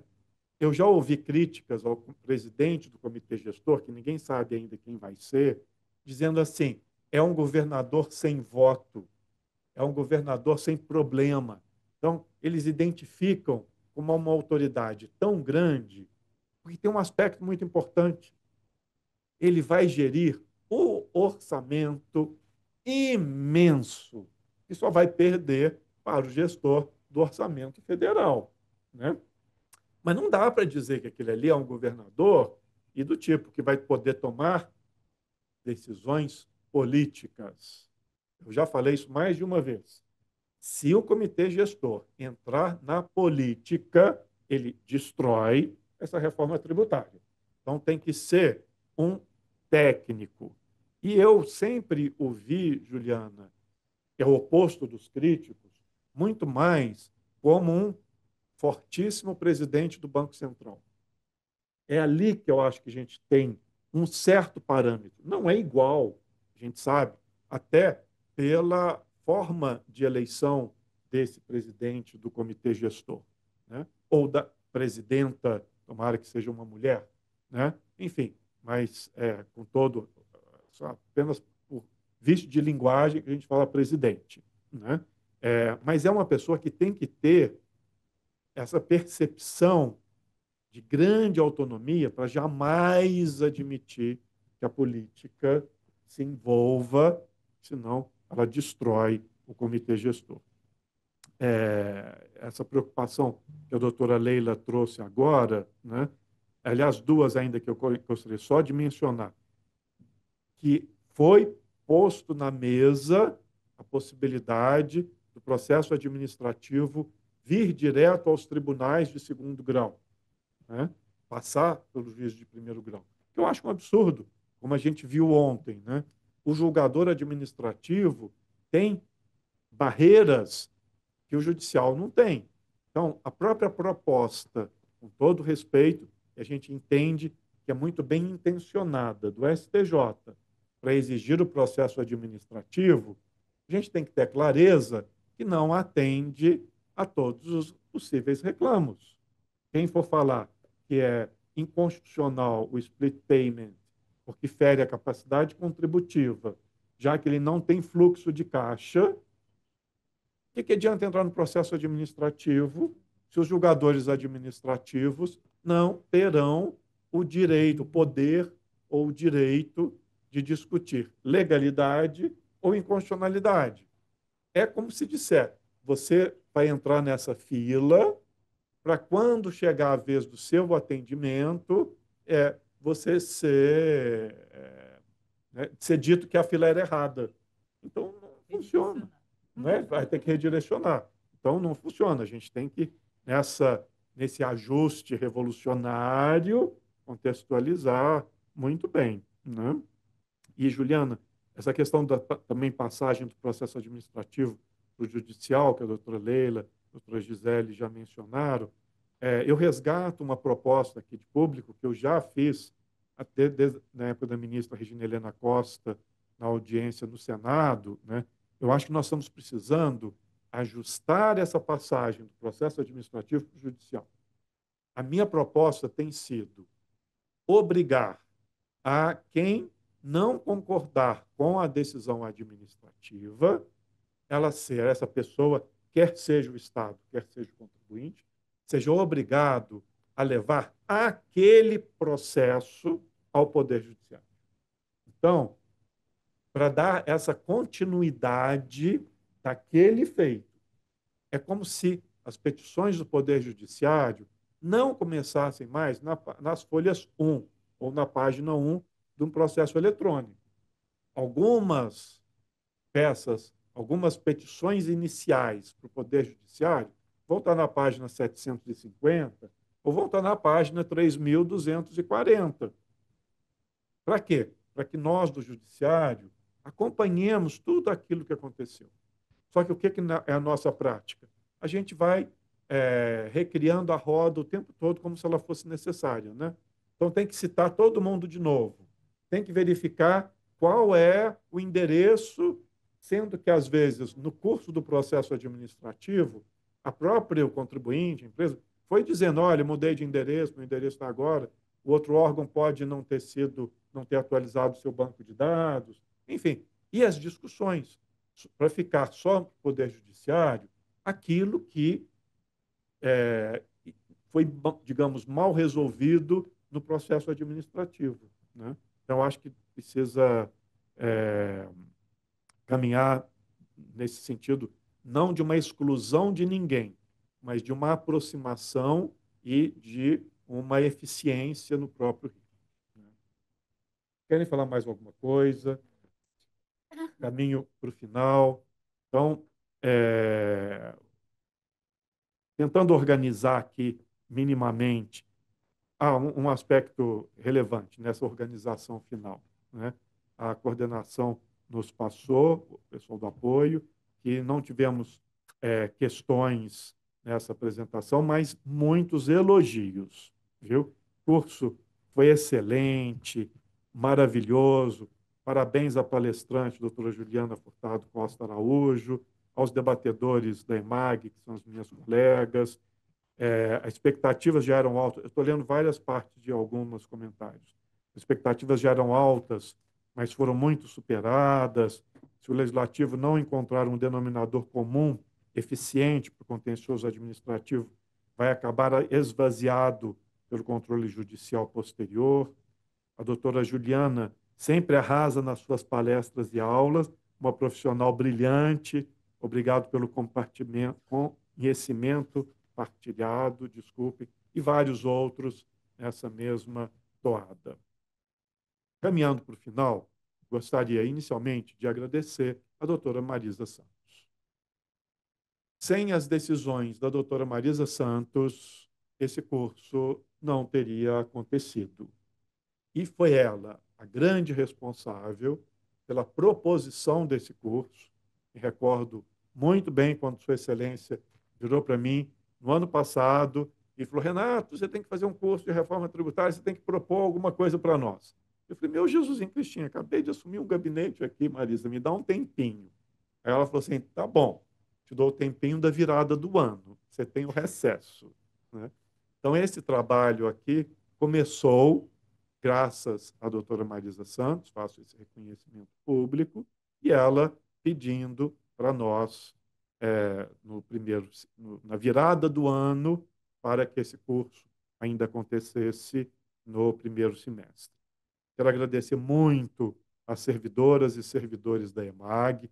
Sem vocês, esse curso também não teria acontecido, e não teria acontecido com esse brilhantismo, com esse acolhimento. Então, estejam todas e todos calorosamente abraçados por nós.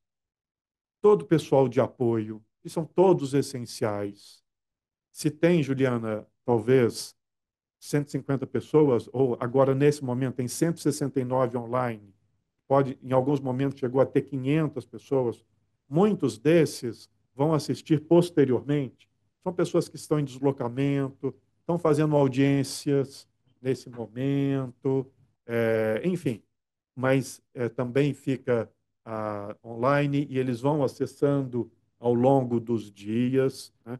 Sem todo o pessoal do apoio de informática, de copa, de segurança, todas, de limpeza, todas e todos tenham a clareza de que o que vocês fazem é essencial para um curso como esse, dar esse resultado. E, por último, Juliana, eu me recordo de uma máxima que é atribuída a Dom Bosco. E na sua apresentação, isso ficou muito forte para mim. Teria dito Dom Bosco, talvez em outras palavras, eu não disse que seria fácil, eu disse que valeria a pena. A reforma tributária é nesse contexto. O nosso regime era pior e nós merecemos um regime tributário, um sistema tributário melhor.